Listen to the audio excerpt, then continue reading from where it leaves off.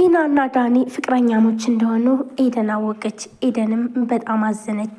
ግን ለምንድን ነው ይህ ሁሉ ነገር የተፈጠረው? እድሜን ሙሉ እኮ ነው እየጠበቅኩት፣ እንዴት በእኔ ላይ እንደዚህ ያደርጋል? በማለት ስትል እባክሽን ተረጋጊ፣ አሁን የሆነ መፍትሄ መፈለግ አለብን ይላታል። ምንም በቃ ከእንግዲህ ምን ማድረግ እችላለሁ? ልቤን ሰበረው ትላለች። እንዴት ቆይ ግን ዳኒ በእኔ ላይ ይህን ነገር ይሰራል? ብላም ትለዋለች። ይኸውልሽ ሄደን ተረጋጊና እኔ የምልሽን ስሚ። እኔም ይህንን እውነታ የደረስኩበት ሴት መስዬ ቤት ይጄ ነው ይህን ሁሉ ነገር ያወቅኩት። እኔ ቤት ስገባ ሁለቱንም አልጋ ላይ ነው ያገኘኋቸው። እናም አንቺ በፈለግሽው መንገድ ይህን ነገር ደግሞ ማጣራት ትችላለሽ ይላታል። እሷም በጣም ታዝናለች። ካሌብም ኤደንን በቃ አንቺ መረጋጋት አለብሽ ይላታል። እሺ በቃ አሁን ግን መሄድ አለብኝ ትልና ጥለው ትሄዳለች። ካሌብም በጣም ያዝናል። ቆይ ግን ዳኒ እንዴት እንደዚህ ያደርጋል? እንዴት ነው ግን ይህ ሁሉ ነገር በእኔ ላይ ሊሰራ የቻለው? በቃ እድሜ ሁሉ ብዙ ነገር ዋጋ የከፈልኩበትን መስዋዕትነት የከፈልኩበትን እንደዚህ ያደርገኛል። በቃ ከዚህ በላይ ልቤን ማድማት አልፈልግም፣ እኔ ሁሉን ነገር አውቃለሁ በማለት ኤደንም ካሌብን ጥለው ትሄዳለች። አባባ ካሌብን እንደፈለግ አድርግ፣ ግን ደግሞ እኔ እናንተ እንደ አባትና እንደ ልጅ ተመካክረን የሚሆነውን ነገር እናደርጋለን። እኔ እኮ ሁሉንም ነገር እያሳለፍኩ ነበር። አንተ ግን ደግሞ የበደለህንም የወለድከውንም እኩል ማየት ጀመርክ ይለዋል ካሌብም። አባባም ካሌብን በምን መስፈርት ነው እንደዚህ እኩል የሚሆነው? በመጀመሪያ ራስ መተማመን ግን አጥንክር ይለዋል። ካሌብም ብቻ አላቅም፣ ግን ደግሞ በአሁኑ ስለነገርኳት በጣም ደስ ብሎኛል። የማን ትዳር ተበጥብጦ የማን ትዳር ይቀራል ይላል። አባባም በደግ አድርገው ቆይ አሁንም ቢሆን ቲናን ተወዳታለህ ብለው ይጠይቁታል። ቲናን አልወዳትም፣ አልፈልጋትም ይላል። አባባም እና ታዲያ ምንድን ነው እንደዚህ የሚያንገበግብህ? ቆይ ግን አባባ አሁን ላይ ዳንኤል ምንም ነገር አልበደለም እያልክ ነው? እሱ እኮ ነው ከቤት የገብቶ ትዳሬን ሁሉ ነገሬን እየበጠበጠ ያለው ብሎም ይናገራል። እሱም ባይሆን ሌላ ሰው ታመጣ ነበር ይለዋል። ካሌብም እሺ በቃ አባዬ ብሎም ዝም ይላል። አዎ ብቻ ግን አንድ ነገር ስታደርግ እያሰብክ ቢሆን ጥሩ ነው ይላሉ። ኤደን ትሁትን ታገኛታለች። እናም መንገድ ላይ ትሁት ብላ ስትጠራትኝ ኤደን ምን ሆነሽ ነው? ደህና አትመስኝም፣ በሰላም ነው ትላለች። ኤደንም በጣም ይቅርታ አስደነገጥኩሽ አይደለ ትላለች። በጣም ደህና ነኝ እና ደህናማ አትመስኝም ብላ ትሁትም ትጠይቃታለች። ኤደን ምን እንዳጋጠማትና ምን እንደተፈጠረ ነበር ጠይቀቻት። ሰላም ሰላም፣ ጤና ይስጥልን ውድና የተከበራችሁ የቻናል ቤተሰቦች እንዴት ናችሁ? እኔ በጣም ደህና ነኝ። ለዚህ ቻናል አዲስ የሆናችሁ ሰብስክራይብ፣ ላይክ፣ ሼር በማድረግ ቤተሰቡ ነው። ቤተሰብናችሁ ከልብ ነው የማመሰግነው። ውድ ቤተሰቦቼ ዛሬም በአዲስ ቪዲዮ መጥቻለሁ።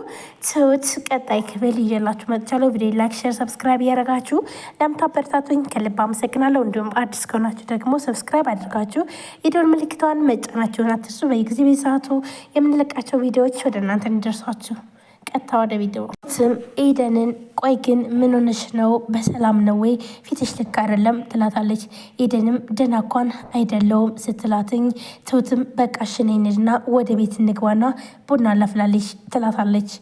ኤደንም ደግሞ አይ ቤት እንኳን አልገባም መግባትም አልፈልግም ትላታለች።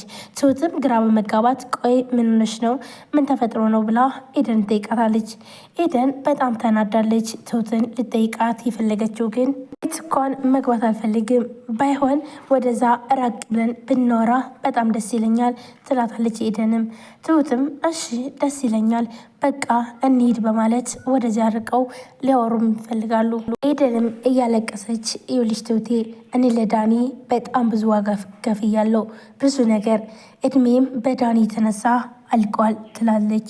ትሁትም ግራ በመጋባት ቆይ ታዲያ ምን እያልሽ ነው? ምንስ ተፈጥሮ ነው? በማለት ጠይቃታለች። ኤደንም ትሁትን ዳኒና ቲና ፍቅረኛሞች ናቸው ብላ ጠይቃታለች።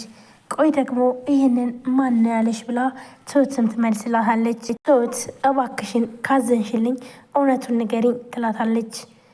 ትሁትም እውነቱን እኮ ሰማሽው ትላታለች። እና ታዲያ ዳኒና ቲና ወንድምና እህት አይደሉም ብላም ጠይቃታለች። ዳኒና ቲና እህትና ወንድም እንዳልሆኑ እውነቱን ትነግራታለች።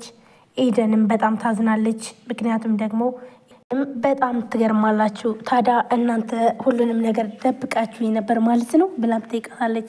አይደለም ይኸውልሽ፣ እኛ ከጠበቅነው በላይ ምርጥ ሰው ሆነሽ አግኝተንሻል ከምንፈልገው በላይ እናም እንደዛ ነው ብላ ትነግራታለች። ታዲያ እንዴት ነው ለእኔ የደበቃችሁኝ? ለምንስ ነው ያልነገራችሁኝ? ለምንስ ነው ተይ ያላላችሁኝ? ብላ ኤደንም እያለቀሰች ትላታለች። ተይ እባክሽን ኤደን፣ ብዙ ነገር ብዙ ችግር አለ ብላ ትሁትም ትላታለች። ግን ይህን ያክል መጥፎ ሰው ነው ብላም ትጠይቃታለች። ግን አንድ ነገር ልንገርሽ፣ በጣም መጥፎ ሰው ነው። ቲናንም የቀረባትኝ ለገንዘብ ብሎ ነው ብላ ትላታለች። ኤደንም በቃ እባክሽን ቶቴ ተይኝ፣ ይህን ነገር እኔን ለማሳመን አትሞክሪ ትላታለች። ይኸውልሽ ይህን ነገር ሳልናገር የማውቀውን ነገር ብደብቅ ለእኔ ጥሩ አይደለም። እውነተው ግን ይሄ ነው። እውነትም ቲናን የቀረባትኝ ለገንዘብ ብሎ ነው ብላም ትላታለች። ኤደንም ከዚህ በፊት ዳንኤል እና እንዲሁም ደግሞ አባባ ካሌብ ነው በተቀመጡበት በቃ ልሸኛት የሚለው ሲነሳ በጣም ተናዳ፣ እንዲሁም ደግሞ ለምን ትሸኛታለህ ስትለውም ነበረ። በቃ እሺ ካሌብ ሸኛትኝ ሲላትኝ ከዛም በኋላ በቃ ችግር የለውም ዳንኤል ይሸኘኛል በማለት ሲሸኛት በጣም ተናዳ ነበረ። እናም ይሄን ነገር አስታወሰች። ግራ በመጋባት እንዴ ቆይ ምን ሆነሽ ነው ኤደን? ምን ተፈጠረ? ምን ሆንሽ ብላ ትጠይቃታለች። አዎ ትሁቴ ይኸውልሽ እኔ ነበረ ማስተዋል ያቃተኝ። በቃ እሺ ብላ እንባዋን አባብሳ በቃ አሁን እኔና አንቺ በተለያየ መንገድ እንሂድ ብላም ትላታለች። እንድትዋልሽ ብሎ ካሌብም ሰላም ይላታል። እንድትዋልክ ባለቤቴ ትለዋለች። እሺ ምን ያክል ብር ነው የምትፈልጊው ብሎም ይላታል። እኔ እኮ ብር አልፈልግም ብርም አልጠየቅኩም ትለዋለች። እኔ ግን ደግሞ እየጠየቅኩሽ ነው፣ ይልቃውስ የምትፈልጊውን ብር ንገሪኝ ብሎም ይላታል።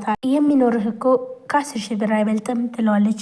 አውቃለሁ ግን ደግሞ ቲና እዩልሽ እኔ ፍች ይፈልጋለሁ ይላታል። ቲናም ደግሞ እኔ ደግሞ አልፈልግም አልፋታም ትለዋለች። እዩልሽ እኔ እናንቺ አንወደድም ግን ደግሞ ድርቅ አትበይ ይላታል። በቃ እኔ እወድሃለሁ ደግሞም ጥፋቴን አርማለሁ ብዬ ነው ትለዋለች። ባክሽን እንደዛ አትዋሽ ብሎም ይላታል። በቃ እኔ በጣም ጠልችሻለሁ ይላታል። ቲናም ደግሞ እኔ ግን መቼም አልጠላህም፣ እናም ወደ እኔ እስክትመለስ ድረስ እጠብቅሃለሁ ትለዋለች።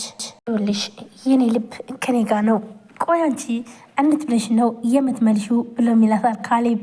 አልገባኝም። ይኸውልሽ ቲና ገብቶሻል፣ የምልሽ ሁሉ ገብቶሻል ይላታል። ቲና በሚገባ ገብቶሻል፣ ግን ደግሞ ግግም ብለሽ መቀመጥ ትችላለሽ፣ ግን ደግሞ ታውቂያለሽ ይህ ሁሉ ሼም ነው ብሏት ጥሏት ይሄዳል። ካሌብ በጣም ተናዶ ቲናን ጥሏት ይሄዳል። እኔ እግሩን ሰቅሎ ጠረጴዛ ላይ ቁጭ ብሎ ነበረ። እናም ካሌብ ይመጣል። እኔ እንኳን በቤቴ እንደዚህ እግሬን ሰቅሌ ቁጭ አላልኩም ይለዋል። ምን ነው ቅራለህ?